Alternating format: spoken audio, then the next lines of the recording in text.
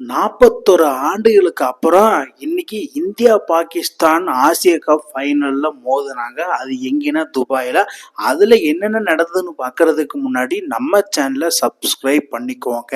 கொஞ்சம் சப்போர்ட் பண்ணுங்க ஃப்ரெண்ட்ஸ். அதாவது நான் என்ன சொல்ல வரேன்னா, ஒரு ஐகானிக் கேம் அப்படின்னாலே இந்தியா பாகிஸ்தான் தான்.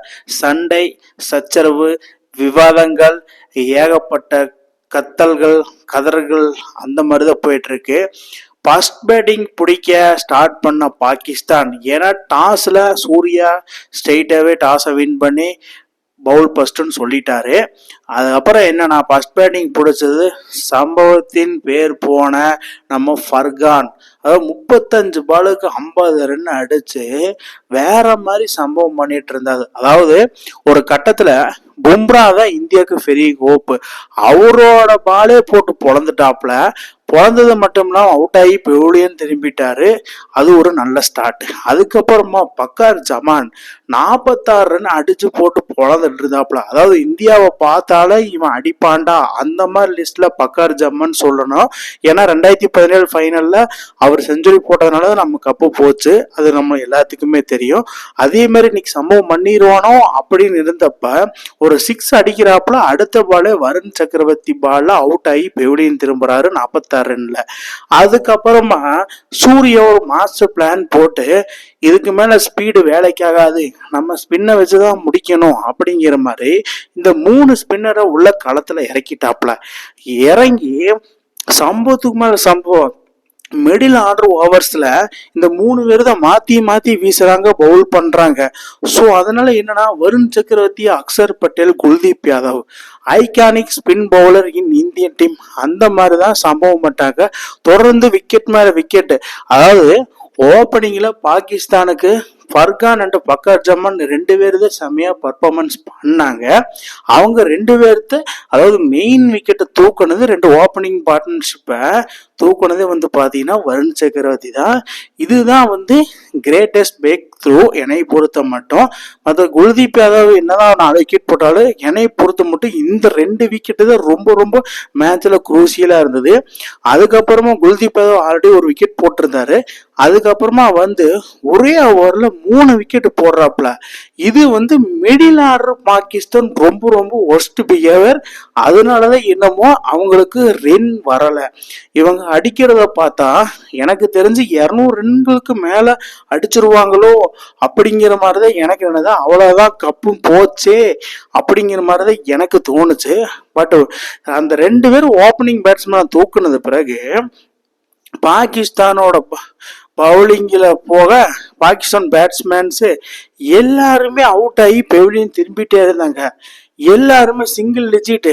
அதாவது நம்ம தலைவன் பும்ரா, அதாவது நீ ஆட்டுனா நான் ஆர்டிஸ்டா அந்த மாதிரிதான். நீ ஆட்டுதான் வரைவேன், ஆர்டிஸ்ட் கோடு ஓட்ட ரோடே ஓடும் அந்த மாதிரிதான் சிந்தூர் ஸ்டைல ஒரு இறக்குனாப்புல. அதுக்கப்புறமா பாகிஸ்தான் பாருங்க, நான் இங்க சொன்னது கரெக்டா போச்சு. அதாவது பாகிஸ்தான் 113 ரன்னுக்கு ஒரு விக்கெட் 12.4 ஓவர்ல. அதுக்கப்புறம் பாகிஸ்தான் 146க்கு ஆல் அவுட். பொசுக்குன்னு மேல ஹைப்பு கொடுத்தாங்க, திடீர்னு சர்ன்னு கீழே இறங்கிட்டாங்க. அதாவது ஷேர் மார்க்கெட்டு மாதிரிதான் அந்த வேவ்ல இருந்து. அதே மாதிரிதான் பாகிஸ்தானும் ஆல் அவுட் ஆயிட்டாங்க 19 ஓவர்லயே. ஸோ இதனால என்னன்னா, இந்தியாவுக்கு 147 ரன் அடிச்சா போதும். அதாவது பாகிஸ்தான் 19.1 ஓவர்ல 146 ரன்னுக்கு ஆல் அவுட் ஆயிட்டாரு. குல்தீப் யாதவ் 4 விக்கெட் போட்டிருந்தாரு. 4 ஓவருக்கு 30 ரன்னை கொடுத்து. ஜேஸ்பிரிட் பும்ரா 2 விக்கெட் 25 ரன். அக்சர் பட்டேல், வருண் சக்கரவர்த்தி தலா 2 விக்கெட்டை போட்டிருந்தாங்க. இதுல செமையா பெர்ஃபார்மன்ஸ் பண்ணது ஓப்பனிங் பேட்ஸ்மேனா ஃபர்கான். 38 பாலுக்கு 57 ரன்னு, வேற லெவல் சம்பவம். India needed 147 runs to 1. Second inning start பண்ண India opening batsman, 1 down batsman 3 பேருமே ரொம்ப ரொம்ப ரொம்ப கவலைக்கிடம். அதாவது ஒரு பெரிய மேட்ச், பிக் மேட்ச் அப்படின்னாலே சூர்யா ஃபார்மே கிடையாது. 1. 2வது சுப்பன்களுக்கு கையும் வரல காலும் வரல. 2.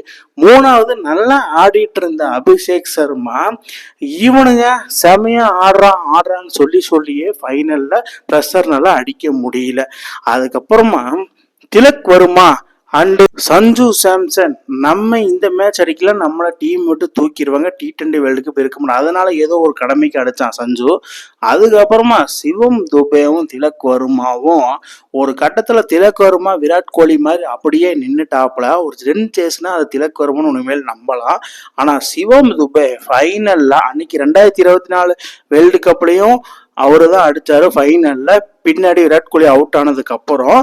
அதே மாதிரிதான் இன்னைக்கு திலக் வர்மாவோட சேர்ந்து சிவம் துபே சரியான ஒரு சம்பவம் பண்ணியிருக்காப்புல. மரண சம்பவம், செம நாக்கு, குரூசியல் நாக்கும் கூட. ஃபைனலி திலக் வர்மா 41 பாலுக்கு 50 ரன் அடிச்சு ஒரு ஃபைனல் கேம்னா இப்படிதான் ஆடணும், டாப் ஆடுற பேட்ஸ்மேனுக்கு தக்க பதிலடி கொடுத்த திலக் வர்மா. அந்த மாதிரிதான் ஒரு ஐகானிக் கேம். எனக்கு தெரிஞ்சு விராட் கோலிக்கு அப்புறம் ரன் சேஸ்ல ஒரு டீமை இறுதி சுற்றுல ப்ரெஷரான கேம்ல எப்படி ஆடணும்னா அது திலக் வர்மாட்ட தான் கட்டுக்கணும். 21 வயசுல இந்த மாதிரி ஆடுறதெல்லாம் கிரேட் சல்யூட் மேன். அதே மாதிரி 53 பாலுக்கு 69 ரன் அடிச்சு இனிமேல் நான் வச்சதான் சட்டம், நாக் அவுட் கேமு அப்படின்னாலே இங்க நான் தான் அப்படிங்கிற மாதிரிதான் ஒரு சம்பவம் பண்ணியிருக்காரு. செம சம்பவம். இந்தியா தோத்துரும் அப்படின்னு அப்படி இருக்கிறச்ச நான் இருக்கேன், கவலைப்படாதீங்க, விராட் கோலிக்கு ரீப்ளேஸ்மெண்ட் நான் தான் அப்படிங்கிற மாதிரி சொல்லி இந்திய டீமை வெற்றி பெற வச்சதுக்கு great salute Tilak Varma. Indian fans சார்பில் நானும் ஒரு ஃபேன் தான். விராட் கோலிக்கு அப்புறம் இந்த டீமை யாரு கொண்டு போவா அப்படிங்கிற மாதிரி இருந்தப்போ இன்எக்ஸ்பீரியன்ஸ் இருந்தும் 21 வயசுல இந்த மாதிரி ஒரு சாதனை பண்ணது வேற மாதிரி சம்பவம், பெரிய சம்பவம் தான் நான் சொல்லணும். ஃபைனலி இந்தியாவின் ஆசிய கப்பு 8வது முறையா ஜெயிக்கிறாங்க. அதுக்கப்புறமா என்னதான் இருந்தாலும் ஹார்திக் பாண்டியா இன்ஜுரி ஆனாலும் அவ்வளவுதான் முடிஞ்சது அப்படின்னு இருக்கிறப்போ பினிஷிங் ரோல் ஹார்திக் பாண்டியா தான் பண்ணுவார். இல்லை நானும் பண்ணுவேன், மிடில் ஆர்டர் பேட்ஸ்மேன் நாங்களும் பண்ணுவோம் அப்படிங்கிறதுக்கு உதாரணமா திலக் வர்மா இருந்ததை ஹார்திக் பாண்டியா பெருமையா வரவேற்றாரு, பெருமையா சொன்னாரு. அந்த ஹக் பண்ணிட்டு Indian future star young blood is arrived அப்படிங்கிற மாதிரி சொல்லி ஹக் பண்ணாரு. அதுக்கப்புறமா கேப்டன் சூர்யா பேட்டிங்ல இந்த சீரியஸ் ஃபுல்லாவே எந்த ஒரு கான்ட்ரிபியூட்டும் இல்லை, நீ தான்ப்பா அப்படின்னு சொல்லி தலை வணங்கிட்டாப்புல. வழங்கித்தான் ஆகணும். சூர்யாவோட கேப்டன்சி நீடிக்காதுன்னு தெரியல. ஏன்னா கேப்டன்சி இவருக்கு கொடுத்த ஒர்ஸ்ட் பிஹேவியர் பர்ஃபார்மன்ஸ் சுத்தமா கிடையாது. திலக் வர்மா மாதிரி ஒரு சின்ன பையன் ஒரு சின்ன பிளேயர் அந்த மாதிரி அடிக்கிறாப்புல 21 வயசுல. 35 வயசான கேப்டன் அடிக்க மாட்டேங்கிறாப்புல. Finally we love for India. இந்தியாவுக்கு ஒண்ணுனா நான் எப்போ வேணா குரல் கொடுப்பேன், என்ன வேணா பண்ணுவேன் அப்படிங்கிற மாதிரி love and support, keep support என்ன வேணா சொல்லலாம். அதனால திலக் வர்மாக்கு இனிமேல் ஃபேனா மாறிடலாம். அந்த மாதிரி ஒரு ஐகானிக் நாக்கு. Finally India win by 5 wickets. Pakistan 19.1 பாலுக்கு 146 ரன் தான் அடிச்சாங்க.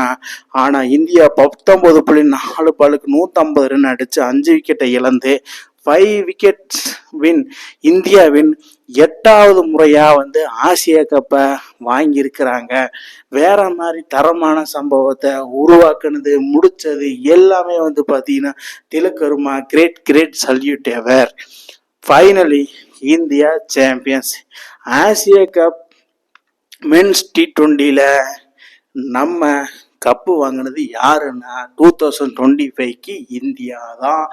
சூரியகுமார் தலைமையில கப்பை வாங்கி இருக்கிறாங்க, வைஸ் கேப்டன் சுப்மன் கில்.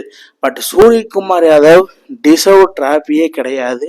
அவர் இந்த சீரியஸ் ஃபுல்லா எதுவுமே பண்ணல, எல்லாமே பண்ணது டீம் தான், டீமுக்காக தான். டீமா அவர் கப்பு வாங்கி அவருக்கு அந்த கப்பு வச்சிருக்க தகுதி கிடையாது.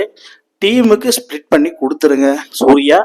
பட் நீங்க கேப்டன்சி இன்னும் நல்லா கேப்டன்சி நல்லா பண்ண நீங்க முதல்ல அடிக்கணும், அதுதான் விஷயமே. ஒரு ப்ரெஷரான விஷயம். அந்த கப்பு ரோஹித் சர்மா ஒரு ஆசிய கப் வாங்கினாரு, அதுக்கப்புறம் T20 கப்பு வாங்கினாப்புல, அவர் சாம்பியன் டிராஃபி கப் வாங்கினாரு.